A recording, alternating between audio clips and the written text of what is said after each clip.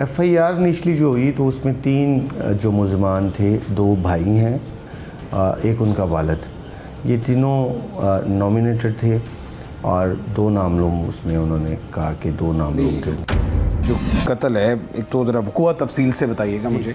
वक़ूआ ये घर के अंदर उसी प्रॉपर्टी की वर्सेनिटी में होता है, उसके अंदर होता है या बाहर की मेन? बेसिकली मैंने आपको जैसे बताया ना कि संधू इलेक्ट्रॉनिक्स के नाम पे दुकान, तो ये बेसिकली एक मेन खाड़क रोड जो है हमारा, उस मेन रोड के ऊपर वाक़या थी दुकान और उसी दुकान के पीछे घर था। ठीक है। दुकान तो ये के हम बाहर कह सकते हैं कि सॉर्ट ऑफ कमर्शियल प्रॉपर्टी है। जी ठीक है, बेसिकली कमर्शियल प्रॉपर्टी है और दुकान के बाहर, दुकान से बाहर उसको बुलवाया गया। ऑलरेडी घर को, दुकान को लॉक कर लिया था सारा कुछ करके।